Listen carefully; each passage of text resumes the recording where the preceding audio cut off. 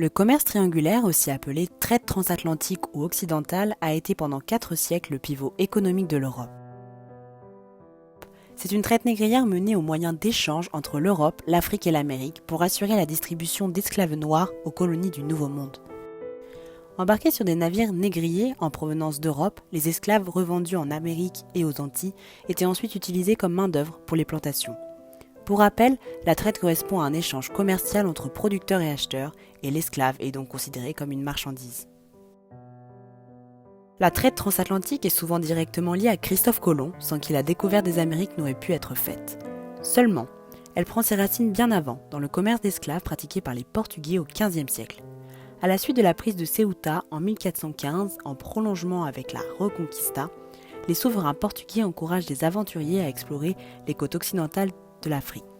1434, le cap Bojador est dépassé, puis le cap Vert 10 ans plus tard et le Congo dans les années 1480, avant que Bartholoméo Dias puis Vasco de Gama ne franchissent le cap de Bonne-Espérance.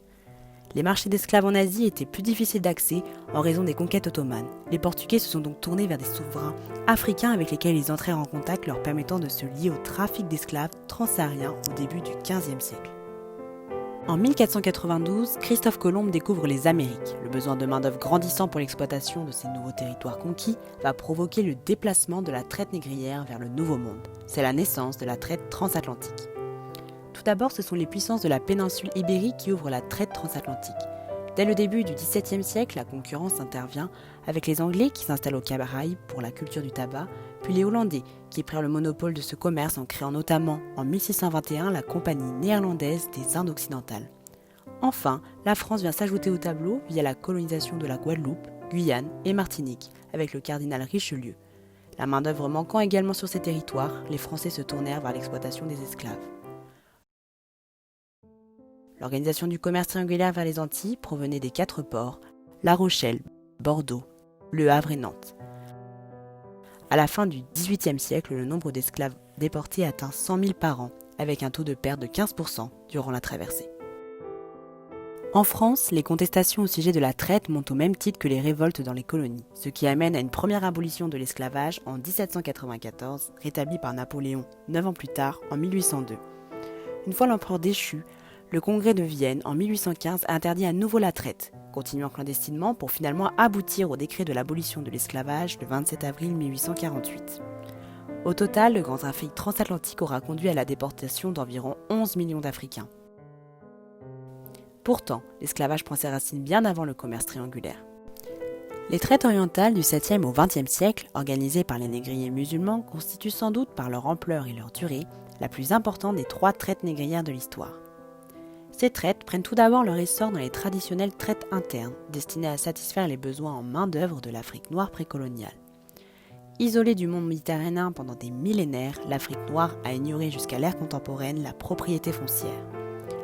Le territoire étant une propriété commune, beaucoup de familles choisissaient de mettre toutes leurs terres en coopérative pour les exploiter. L'enrichissement et l'élévation sociale dépendaient donc de la possibilité de cultiver un maximum de surface. Un cultivateur était donc un serf, une personne qui n'avait pas de liberté personnelle et qui était attachée à une terre et assujettie à des obligations. Elle devait disposer d'une importante main-d'œuvre pour pouvoir prospérer. C'est ainsi que la voie fut ouverte vers les conflits pour se procurer de la main-d'œuvre.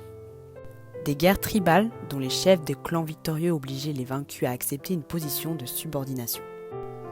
De ces traites internes à l'Afrique découlèrent les traites orientales, qui alimentèrent en esclaves noirs le monde musulman et les régions en relation avec ces circuits commerciaux. La carte des traites orientales rend compte de l'importance des flux dès le Moyen-Âge. On y distingue clairement des régions d'exportation des captifs. Les esclaves provenaient de l'Europe méditerranéenne, de l'Afrique subsaharienne, du Caucase et des pays slaves. Le recours à l'esclavage de personnes prises ailleurs que dans le monde musulman était monnaie courante et nécessaire. La piraterie des corsaires barbaresques en Méditerranée et les razzias sur les côtes sud-européennes de cette mer fournirent les esclaves. Les Vikings d'Europe de l'Est vendirent les captifs européens aux musulmans. Ces esclaves européens étaient particulièrement recherchés en Afrique du Nord et en Égypte, ou dans l'Espagne musulmane, car l'esclavage était considéré comme la punition de la croyante. Au sein des traites orientales, les traites transsahariennes sont sûrement les plus connues. Les esclaves capturés furent dirigés vers le nord, devant affronter la pénible traversée du Sahara, elle-même conditionnée par la présence de points d'eau, puits et oasis. Les traites des esclaves blancs de Barbarie, majoritairement européens, au nombre de 1 million d'esclaves concernés par cette traite est sûrement l'une des plus tabous, souvent oubliées dans les récits historiques. Les souverains africains ont donc pris part à la traite et l'esclavage noir. Ils ont ainsi été vendeurs dans la traite atlantique et transsaharienne.